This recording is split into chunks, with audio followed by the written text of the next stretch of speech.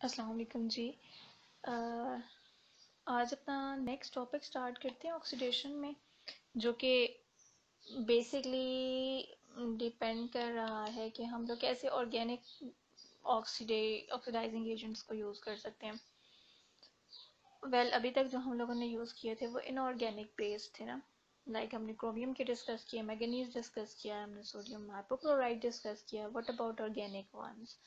तो organic oxidising agent के अंदर भी हम अभी के लिए फ़िलहाल स्पेसिफाइड रहेंगे कि जो अल्कोहल्स को समहाउ ऑक्सीडाइज करते हैं, या फिर इवन जो कीटोनिक पार्ट होता है उसको नेक्स्ट लेवल पे, मतलब कि एस्टर्स के ऊपर ऑक्सीडाइज कर सकते हैं। वो कौन से हो सकते हैं? तो ऑल्दो हम ये देखते हैं कि जितने भी इनऑर्गेनिक ऑक्सीडाइजिंग एजेंट होते हैं वो कीटोन्स को ऑक्सीडाइज नहीं करते हैं किसी खास यूजफुल प्रोडक्ट में। ठीक है, लेकिन अगर हम लोग कोई ऑर्गेनिक बेस्ड ऑक्सीडाइजिंग एजेंट को ले आए तो वो ये काम कर सकता है, और इसको डिस्कवर भी किया था दो साइंटिस्ट ने। उसको हम थोड़ा सा भी बाद में डिस्कस करते हैं, लेकिन उसके लिए आप रिएजेंट क्या यूज़ करते हो? हम लोग पर एसिड्स यूज़ करते हैं सिंपली। ऊपर एसिड्स मज़ीद एक्टिवेटेड भी हो सकते हैं, हम लोग उनके अंदर कोई इलेक्ट्रॉन विदड्राइंग ग्रुप्स लगा सकते हैं, या इवन वो हाइड्रोजन पर भी हो सकते हैं, H2O2 जैसा सिंपल मॉलिक्यूल भी। इसके लिए मैंने कोई लेटेस्ट एग्जांपल्स लिटरेचर से देखी हो, मैं आपको बताऊंगी कि आपको ओवरऑल पता हो कि कितने तरह के पर एसिड्स यूज़ किए जा सकते हैं। लेकिन ज़्यादातर जो यूज़ होते हैं वो पर ऑक्सी कार्बोक्सिलिक एसिड होता है, जिसके अंदर पर ऑक्सी ट्राईफ्लोरो एसिटिक एसिड, ये इसका फॉर्मूला गिवन है, जिसको आप ट्राईफ्लोरो पर एसिटिक एसिड भी कह सकते हो, एज यू विश। ठीक है, तो इसमें क्या काम करना होता है? जब कभी भी आप इस पर एसिड को, ट्राईफ्लोरो पर एसिटिक एसिड है या कोई भी पर एसिड आप लेते हो, उसको आप कीटोन के साथ ट्रीट करवाते हो, तो कीटोन के अंदर आप देखें कि कीटोन से वो आपको एस्टर फॉर्मेशन करके दे रहा है। ये किस तरह से हो रहा है? थोड़ा सा और गौर करें तो आपको ये पता चलेगा कि इस कीटोनिक पार्ट के अंदर दो आर ग्रुप्स थे, और उन दो आर ग्रुप्स में से किसी एक आर ग्रुप के बीच में इंसर्ट हो गया है ऑक्सीजन, जिसकी वजह से अब आप कहते हो कि टोटली फंक्शनल ग्रुप से चेंज हो गए हैं। फंक्शनल ग्रुप लाइक कीटोन से वो एस्टर के अंदर चला गया। तो इसको हम कहते हैं basically this is oxidative cleavage. मतलब यहाँ पे जो कार्बन कार्बन बॉन्ड था उसकी ऑक्सीडेशन हुई है, वो ब्रेक हुआ है, और उसके बीच में ऑक्सीडेशन के सेंस में हुई है कि वहाँ पे आपको एक नया ऑक्सीजन मॉलिक्यूल इनकॉर्पोरेट हुआ हुआ नज़र आ रहा है। फाइन। तो इसके लिए जो हम लोग पर ऑक्सी कार्बोक्सिलिक एसिड्स बनाते हैं वो हम कहाँ से स्टार्ट करते हैं पर एसिड्स को? तो पर एसिड्स को बनाने के लिए हम कार्बोक्सिलिक एसिड लेते हैं, मतलब जिस भी टाइप का आप पर एसिड बनाना चाह रहे हो उससे रेलिवेंट आप एसिड लोगे, और उसके अंदर हम लोग ऑक्सीडाइजिंग एजेंट लाइक H2O2 को डाल देंगे। तो इस तरह से हमारे पास सिंथेसाइज होकर आ जाता है। इस इस रिएक्शन के लिए बकायदा मतलब जिन साइंटिस्ट ने काम किया है इस पे, वो एक थे बेयर और दूसरे थे विलीगर। तो इस रिएक्शन को स्पेसिफिकली जिसके अंदर हम लोग पर एसिड्स को यूज़ करें और कीटोन से आपको एस्टर फॉर्मेशन मिलती है, इसको हम बेयर विलीगर रीअरेंजमेंट कहते हैं। और बेसिकली ये एक ऑक्सीडेशन की एग्जांपल है, ऐसे ऑक्सीडेशन रिएक्शन की जहाँ पर आप ऑर्गेनिक ऑक्सीडाइजिंग एजेंट ले रहे हो। फाइन। अच्छा, इससे मिलता जुलता मैं आपको कुछ दिखाना चाहूँगी। ये आपको कहीं से भी मिल जाएगा। ठीक है, आप जनरल सर्च करो तो आपकी मर्जी, आप वट एवर एक्सप्लेनेशन लिखना चाहते हो किसी भी सोर्स से, और लेकिन हर एक सोर्स इन वन वे और अनदर एक ही बात को एक्सप्लेन करे विद स्लाइट डिफरेंट वर्ड्स। तो बेयर विलीगर, अगर आपके पास ओपन चेन की टोन्स हैं तो इस ऑक्सीडेशन या इस रीअरेंजमेंट के थ्रू आपको उन ओपन चेन या ए साइक्लिक कीटोन से तो एस्टर्स मिलेंगे, लेकिन अगर आप साइक्लिक कीटोन यूज कर रहे होते हो तो उस केस में फिर हमें लैक्टोन्स की फॉर्मेशन मिल जाती है। दोनों केसेस के अंदर बात एक ही हो रही है कि कार्बन कार्बन बॉन्ड जो है, कौन सा वाला कार्बन बॉन्ड? वेल ये भी देख लीजिएगा, ये वाला भी कार्बन कार्बन बॉन्ड है और ये वाला भी कार्बन कार्बन बॉन्ड है, लेकिन हम ये देख रहे हैं कि यहाँ पर वो फॉर एग्जांपल इसके अंदर इंसर्ट हुआ है, इसके अंदर नहीं हुआ, तो यहाँ पर कुछ तो अंडरलाइंग केमिस्ट्री हो कि जो ये डिटरमिन करती है कि किस वाले पर्टिकुलरली बॉन्ड के अंदर ऑक्सीजन आके इंसर्ट होगा। इन अदर वर्ड्स कौन से वाले कार्बन कार्बन बॉन्ड के अंदर ऐसा कार्बन कार्बन बॉन्ड जिसके अंदर एक कार्बन इटसेल्फ कार्बोनिल है और दूसरा कार्बन उससे एडजेसेंट पोजीशन वाला, तो किसके अंदर ऑक्सीडेटिव एडिशन हो सकती है। तो इसके लिए हम लोग कुछ माइग्रेटरी एप्टीट्यूड्स देखेंगे डिफरेंट फंक्शनल ग्रुप्स के, डिफरेंट आर ग्रुप्स के, वो थोड़ी सी देर में मैं डिस्कस करती हूँ। फिलहाल आप इसका रिएक्शन मैकेनिज्म देखो, जिसमें आप रीअरेंजमेंट देखोगे तो फिर आसानी होगी रिलेट करने में। अच्छा, अब फर्स्ट स्टेप क्या होता है, जो आपने कीटोन लिया हुआ है और आप इसको ट्रीट करवाते हो पर ऑक्सी एसिड के साथ। अच्छा, पर ऑक्सी एसिड या पर एसिड, यहाँ पर वेरिएशन है, ठीक है। कुछ जगह पे हम कीटोन को, मतलब कुछ ऐसी एग्जांपल्स भी हमें मिलती हैं लिटरेचर में जहाँ पर हम कीटोन्स को डायरेक्टली पर एसिड, मतलब जिसको आप रिएक्शन के अंदर एज ऑक्सीडाइजिंग एजेंट यूज कर रहे हो, उसी सबस्ट्रेट को, उसी रिएजेंट को आप इस कीटोन की एक्टिवेशन के लिए भी यूज करते हो। कुछ एग्जांपल्स ऐसी हैं, कुछ एग्जांपल्स ऐसी हैं जहाँ पर हम लोग अपने कार्बोनिल कंपाउंड यानी कि अपने कीटोन को एक्टिवेट करने के लिए कोई लुइस एसिड बेस्ड ले लेते हैं reagent, for example boron trifluoride हम यूज कर सकते हैं, ठीक है। तो इसके अंदर वेरिएशन है, लेकिन इवन तो अगर हम वो ना भी यूज करें और आप पर एसिड ही को यूज कर रहे हो, तो पर एसिड क्या काम करेगा, फर्स्ट ऑफ ऑल जो इसमें हाइड्रोजन है वो आपको पता है एसिडिक है, तो ये एसिडिक हाइड्रोजन इस कार्बोनिल को क्या करता है, प्रोटोनेट कर देता है। आपको पता है ना कि कीटोन को अगर हम लोग इलेक्ट्रोफिलिसिटी कीटोन्स की देखें, तो जो ये वाला कार्बन होता है ये कम इलेक्ट्रोफिलिक होता है। रीजन इसकी क्या होती है कि इसके पास ये और ये दो आर ग्रुप्स ऐसे हैं जो कि इलेक्ट्रॉन डोनेट कर रहे हैं, तो डोनेशन की वजह से इसके अंदर इलेक्ट्रॉन्स की कमी जो आई हुई थी, ऑलरेडी ऑक्सीजन ने विदड्रॉ किए थे, उसके ऊपर कमी आ रही थी, वो कमी को पूरा करने के लिए दो आर ग्रुप्स हैं। इसका मतलब है कि अगर आपने अब सिस्टम में किसी भी और न्यूक्लियोफाइल को चाह रहे हो कि वो यहाँ के फिर भी अटैक करे, मतलब इसको इलेक्ट्रोफिलिक मान के अटैक करे, तो आपको इस ही की इलेक्ट्रोफिलिसिटी बढ़ानी पड़ेगी। तो बढ़ाने के लिए हम लोग आर आर ग्रुप्स को तो रिमूव नहीं कर सकते हैं, हम एक काम कर सकते हैं कि जो ऑक्सीजन इस इलेक्ट्रॉन विदड्रॉ कर रहा है वो पहले से ज़्यादा करने लग जाए। पहले से ज़्यादा किस तरह से कर सकता है, अगर हम ऑक्सीजन के लोन पेयर को यूज़ कर लें, उसके ऊपर हम डलवा दें पॉजिटिव चार्ज, जैसे हम लोग इस ऑक्सीजन को डेफिशिएंट करेंगे, तो अब जितने भी पावर, जितने भी फोर्स से पहले इलेक्ट्रॉन विदड्रॉ कर रहा था इस केस में, अब वो ज़्यादा हो जाएगी। ऑब्वियसली इलेक्ट्रॉन विदड्रॉल फोर्स ज़्यादा होने की वजह से कार्बन की डेफिशिएंसी ज़्यादा होगी, जिसका मतलब है कि इसकी इलेक्ट्रोफिलिसिटी ज़्यादा हो रही है, तो अब कोई भी न्यूक्लियोफाइल चाहे वो वीक नेचर का ही क्यों ना हो, अब इसके ऊपर आके इजीली अटैक कर सकते हैं। ये बेसिक केमिस्ट्री है जो आप पढ़ के आते रहो, ठीक है। तो रिएक्शन मैकेनिज्म में हमने फर्स्ट ऑफ ऑल क्या देखा कि अपने कार्बोनिल, अपने कीटोनिक ऑक्सीजन को प्रोटोनेट करना है just to make it more electrophilic in nature, और in other word just to make it more activated form. Okay, जब ये हो जाए तो नेक्स्ट क्या होता है, अब इसकी ससेप्टिबिलिटी बढ़ गई है, तो जो न्यूक्लियोफाइल होगा यानी कि जो आपका पर एसिड है वो आके इसके ऊपर अटैक कर देता है, और इसकी वजह से, अटैक की वजह से अब आपको एक इंटरमीडिएट लेवल पे एक स्पीशीज जनरेट होके मिलती है, जिसको हम लोग वैसे कहते हैं क्रीगी इंटरमीडिएट। क्रीगी इंटरमीडिएट ऐसा मॉलिक्यूल होता है जहाँ जिसके अंदर कार्बोनिल ग्रुप का ऑक्साइड एग्जिस्ट कर रहा हो, जैसे आप यहाँ पे देख सकते हो, पहले इसका कार्बोनिल था और अब इसका वो कार्बोनिल खत्म होके ओ के अंदर कन्वर्ट हो गया है। ओके, सिंपल है, एरोस को देख के हम बता सकते हैं कि ये इस टाइप का इंटरमीडिएट मिलेगा। ओके, अब जब इंटरमीडिएट दफ़ा मिल जाता है तो फिर नेक्स्ट क्या हो रहा है, आपको यहाँ पर बहुत से एरो पुशिंग नज़र आ रही हैं, 1 2 3 4 5 नज़र आ रही हैं ओवरऑल, ठीक है। तो अब इसका मतलब है कि जो क्रीगी इंटरमीडिएट जनरेट हुआ था, इसके अंदर ही इंट्रामोलिक्यूलर कुछ रीअरेंजमेंट्स, कुछ चेंजेस हुई हैं, और इसने फाइनली आपको एक एसिड रिलीज करके दे दिया और एक एस्टर तकरीबन रिलीज करके दे दिया।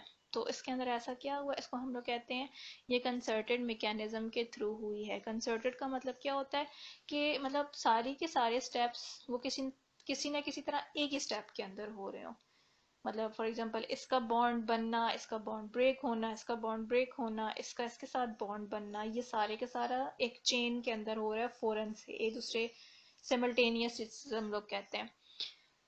तो इस कंसर्टेड मैकेनिज्म के अंदर एक बात अगर आप गौर से देखो तो क्या हो रही है, ये R1 और R2 कौन थे, R1 and R2 were the part of this carbonyl compound।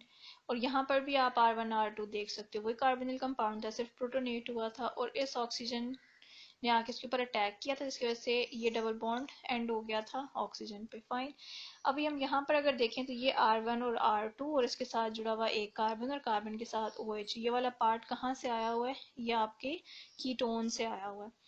Okay लेकिन अब हुआ क्या नेक्स्ट स्टेप के अंदर, उस नेक्स्ट स्टेप के अंदर ये हुआ है कि ये जो R1 था या R2 था, कुछ भी इनमें से, वो एक ग्रुप माइग्रेट होके चला गया है इस ऑक्सीजन की तरफ।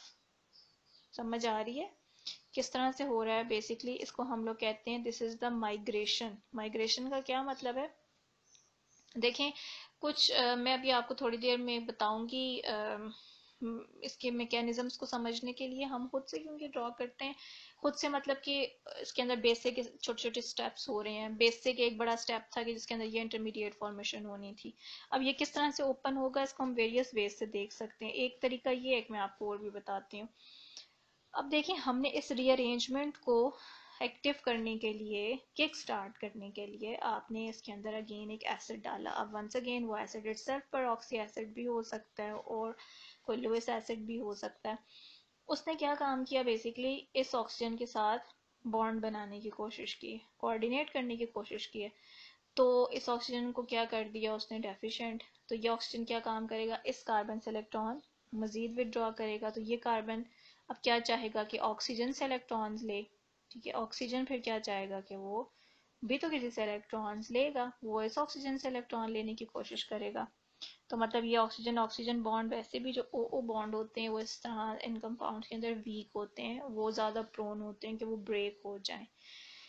तो इन अदर वर्ड्स हम ये कह सकते हैं कि यहाँ से एक फोर्स, ये पुलिंग फोर्स एक्सपीरियंस कर रहा था, जिसकी वजह से इस ऑक्सीजन और इस ऑक्सीजन के इलेक्ट्रॉन्स ने मूव करना स्टार्ट किया इस ऑक्सीजन और इस कार्बन के बॉन्ड के बीच में।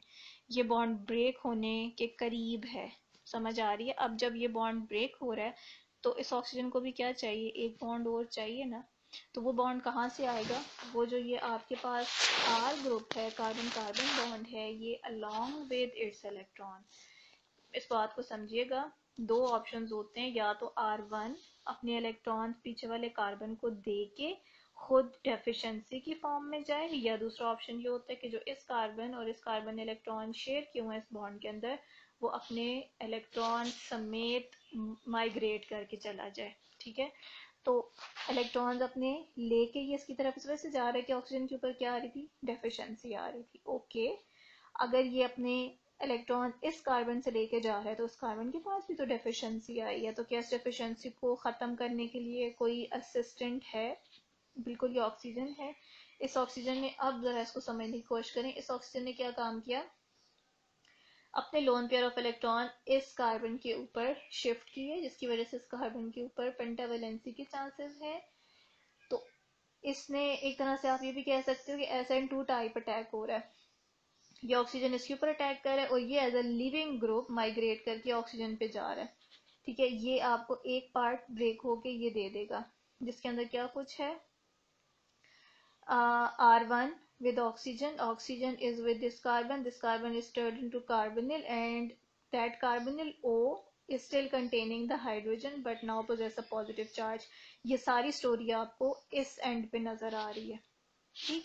और दूसरी क्या चीज मिली, दूसरा हम लोगों को ये एसिड वापस मिल गया, जिस एसिड से हम लोगों ने पर एसिड बनाया था, जहाँ पे आपको क्या नजर आएगा, R3 is connected with carbonyl, और यहाँ पे बेसिकली ये कार्बोनिल OH के अंदर कन्वर्ट हो जाता है और ये वाला दोबारा से कार्बोनिल फॉर्मेशन कर देता है, R3COH, and this carbon is now forming a double bond with this oxygen, and the electrons forming the double bond has come from this oxygen। ठीक है, तो ये एक आपको पूरा इलेक्ट्रॉन ट्रांसफ़र मिल रहा है। फिर फर्दर क्या हो रहा है कि यहाँ पे डिप्रोटोनेशन होगी फाइनली, और आपको एस्टर रिलीज होके मिल जाएगा। इस चीज़ को हम जिस तरह से मर्जी है समझें, ठीक है। बेसिकली अगर आपको ये मैकेनिज्म, एक दफ़ा इसको पॉज करें वीडियो को और खुद इसको दोबारा से देखने की कोशिश करें, बनाने की कि क्या हो रहा है, और कोई मुश्किल नहीं है। सिर्फ इलेक्ट्रॉन ये जो एरो पुशिंग है ये आपने देखनी है, ये हमारी मर्जी है, हम इस तरह से देखेंगे। आपको स्लाइटली डिफरेंट ऊपर नीचे स्टेप्स नज़र आएंगे डिफरेंट साइड्स पे, जहाँ पे भी आप देखोगे तो इट्स ऑन योर ओन कि आप कौन से वाले को फॉलो करते हो। अब देखें, जो बात मैं पहले बताना चाह रही थी कि बेसिकली इसके अंदर क्या इन्वॉल्व होता है, माइग्रेशन इन्वॉल्व होती है। अब किस ग्रुप के अंदर माइग्रेशन की कैपेबिलिटी ज़्यादा है? देखो, ये R1 और ये R2, ये हम लोग इस तरह से कह रहे हैं कि R1 इसके करीब है। अगर मैं फॉर एग्जांपल R2 यहाँ पर डाल दूँ तो क्या सिर्फ इसकी पोजीशन की वजह से हम ये बात कहेंगे कि ये उठ के यहाँ पर मूव हो जाएगा? हालांकि आपको पता है कि जब कभी भी सिंगल बॉन्ड होता है तो वो हमेशा रोटेट करता रहता है। तो ये बॉन्ड तो रोटेट कर रहा है, घूम रहा है पंखे की तरह। कभी R1 इसके करीब आ रहा है, कभी R2 करीब आ रहा है, तो फिर इन दोनों में से कौन से वाला माइग्रेशन करेगा, ये बात समझने की है। इस बात को समझें, यहाँ पर आ जाते हैं समझने के लिए। इस चीज को हम नाम क्या देते हैं कि कौन से वाला बॉन्ड शिफ्ट करेगा, माइग्रेट करेगा, नहीं करेगा, इस चीज को नाम दिया जाता है रीजियो स्पेसिफिसिटी। मतलब कि कौन सा रीजन स्पेसिफिक है for undergoing some sort of reaction. ठीक, तो रीजियो स्पेसिफिसिटी डिटरमिन होती है बेसिकली माइग्रेटरी एप्टीट्यूड, हम इसको कहते हैं माइग्रेटरी एबिलिटी या migratory aptitude of the substituents attached to the carbonyl compound. ये वाले दो आर, इनमें से क्या होगा? देखें, बेसिकली जब ये जा रहा था ये क्यों गया था आर ग्रुप? क्योंकि इसने इसकी डेफिशिएंसी को ओवरकम करना था। फाइन, इसका मतलब ये है कि जब ये इससे अपना बॉन्ड तोड़ रहा है, इस कार्बन और इस कार्बन के अंदर जब बॉन्ड ब्रेक हो रहा है, तो वो मूव करके जा रहा है कहीं और, तो कौन से वाला मूव करके ज़्यादा अच्छे चांसेस से जा सकता है? तो ऐसे substituents which are able to stabilise a positive charge, ठीक है, कोई भी ऐसा हो जो पॉजिटिव चार्ज को ज़्यादा अच्छे से स्टेबलाइज कर सके, वो जल्दी माइग्रेट होता है। तो उसका मतलब ये है कि अगर उन सब्स्टिट्यूएंट्स के अंदर एक कोई टर्शरी नेचर का है, टर्शियल अल्काइल आपको पता है कि वो ज़्यादा पॉजिटिव को ज़्यादा स्टेबलाइज कर सकते हैं, वो पहले जाएंगे, फिर साइक्लोहेक्साइल, फिर सेकेंडरी अल्काइल हैं, फिर फेनल हैं, फिर प्राइमरी अल्काइल हैं, फिर मेथिल ग्रुप्स आ जाते हैं। ठीक है, और कुछ केसेस के अंदर stereo electronic of ring strain factors also affect the regiochemical outcome है। स्टीरियो इलेक्ट्रॉनिक में हम अभी नहीं जा रही हैं, डिस्कस में नहीं करना चाह रही हूँ।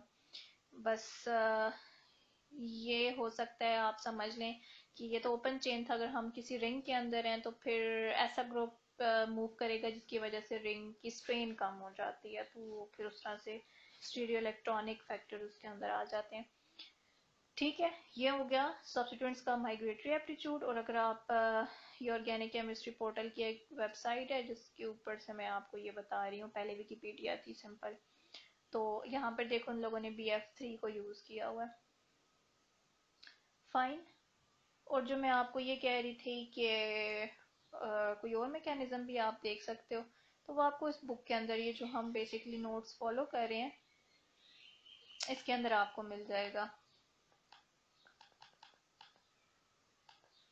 कीटोन को एक्टिवेट किया एसिड डाल के, जस्ट उन्होंने नहीं शो किया कौन सा acid, that could be anyone, simple H positive है जिसकी वजह से अब ये एक्टिवेटेड फॉर्म के अंदर चला गया। देन उसके बाद जो पर एसिड होगा वो आके इसके ऊपर अटैक कर रहा है।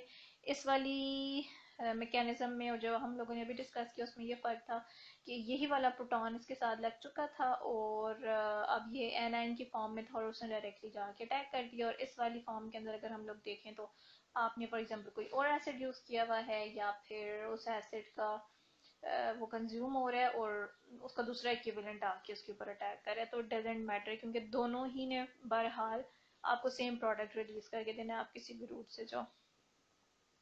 ठीक है, एक्सप्लेन करने की आई डोंट नो ज़रूरत है कि नहीं है, अगर नहीं है तो समझें कि आप इसको फॉरवर्ड कर सकते हैं, आपके लिए अच्छी बात ही है, और अगर ज़रूरत है तो सुन लें। एनीवे यहाँ से इस ऑक्सीजन ने इसके ऊपर अटैक किया, न्यूक्लियोफिलिक अटैक, और यहाँ से ये बॉन्ड ओपन हो गया ऑक्सीजन पे। अभी हम लोगों को इस किस्म का इंटरमीडिएट मिल चुका है, और इस इंटरमीडिएट के बाद क्या हो रहा है, सिंपल एक प्रोटॉन शिफ्ट उन्होंने शो की है, क्योंकि प्रोटॉन शिफ्ट का क्या मतलब है, अभी इस ऑक्सीजन के पास है प्रोटॉन, इसके ऊपर डेफिशिएंसी है, ये भी वैसा ही ऑक्सीजन है, अब ये से प्रोटॉन अगर ले लेता है फॉर एग्जांपल, तो उसके ऊपर ये डेफिशिएंसी आ जाएगी, तो उसका मतलब है कि ये प्रोटॉन यहाँ से यहाँ पर शिफ्ट हो रहा है।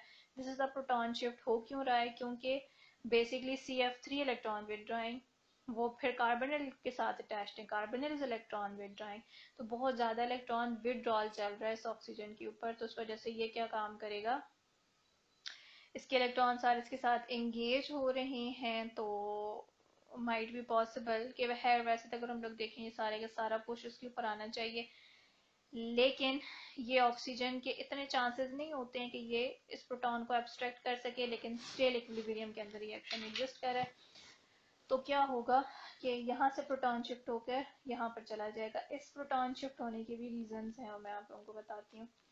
ठीक है, तो इस तरह से ये क्या हुआ, एक ऑक्सीजन से दूसरे ऑक्सीजन के ऊपर प्रोटॉन शिफ्ट हुआ है। उस प्रोटॉन शिफ्टिंग की वजह से अब क्या होगा, जो आपके एस्टर फॉर्मेशन या आर ग्रुप का माइग्रेशन है वो फैसिलिटेट होगा। देखें किस तरह से, जब आपको ये मिल गया है एक चीज़, तो ये ऑक्सीजन अब क्या कर रहा है, मैंने ऑलरेडी बताया कि बहुत ज़्यादा डेफिशिएंट था और इसने अपने से बड़ा काम ये कर लिया है कि इसका प्रोटॉन भी ले लिया है, मतलब अपनी फैमिली बहुत थी और दूसरों के बच्चे भी गले डाल लिए हैं, तो उसकी वजह से अब ये क्या काम करेगा कि मुसलसल इससे कहेगा कि यार दो ना इलेक्ट्रॉन्स, और मुझे डेफिशिएंसी फील हो रही है because of this groups already I have.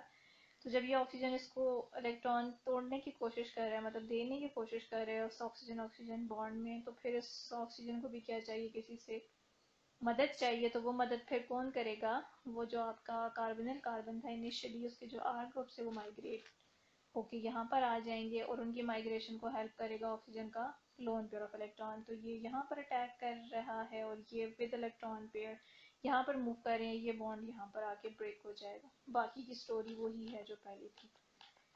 Okay,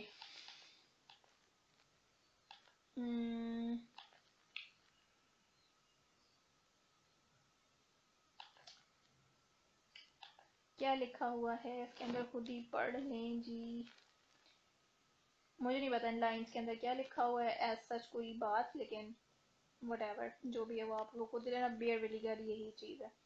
अच्छा, यहाँ पे मैं आपको कुछ एग्जांपल्स के अंदर डायरेक्टली लेकर जाना चाह रही हूँ। ये देखें, just to you know to make sure कि बेयर विनेगर के अंदर एक पर एसिड्स ही नहीं यूज़ हो रहे हैं। अब लिटरेचर अगर हम लोग देखते जाएं with the passage of time, तो लोगों ने काफ़ी इसके अंदर प्रोग्रेस की है, डिफरेंट रिएजेंट्स को यूज़ किया है ताकि ये रिएक्शन और आसानी के साथ हो सके, टॉलरेट कर सके डिफरेंट फंक्शनल ग्रुप्स को। यहाँ पे देखें 1991 में किसी ने काम किया है ये, और उन लोगों ने ट्राईफ्लोरो एसिटिक एसिड या फिर सोडियम पर कार्बोनेट वगैरह को यूज़ किया है। यहाँ पे हम लोग देख सकते हैं सोडियम पर कार्बोनेट यूज़ हुआ है, और देन ट्राईफ्लोरो एसिटिक एसिड जो अभी हम लोग पढ़ रहे थे, तो उसके बाद वी डोंट नो एग्जैक्टली कि ये आर ग्रुप क्या थे, लेकिन अगर हम इसके इस पेपर को जाके खोलें तो आपको वो सारी डिटेल्स मिल जाएंगी, कौन से वाला माइग्रेट हुआ है और क्यों माइग्रेट हुआ है, इसके अंदर माइग्रेट पे एप्टीट्यूड क्यों ज़्यादा है, आप देख सकते हो। तो बेसिकली ये भी क्या हुआ, ऑक्सीडेटिव क्लीवेज हुई इन दो बॉन्ड्स के बीच में, और ऑक्सीडेटिव क्लीवेज के बाद आपको ऑक्सीजन इंसर्ट हुआ नजर आ रहा है, मतलब कि कीटोन से एस्टर फॉर्मेशन हो गई। इसी तरह से यहाँ पर देखें H2O2 जो हमने शुरू में कहा था कि डिफरेंट पर एसिड्स यूज हो सकते हैं, और उसके अंदर सिंपलेस्ट वन H2O2 है। अगर हम उसको देखें तो यहाँ पर एसिड सिंपल ये यूज किया और साथ को ये कैटलिस्ट यूज किया गया है, तो कैटलिस्ट सेलेनियम बेस्ड है, फाइन। लेकिन मतलब this is not you have to identify कि which catalyst, but you should know कि if ketone is converting to ester there should be sort of some oxidizing agent based on organic nature, और इस case के अंदर वो H2O2 है।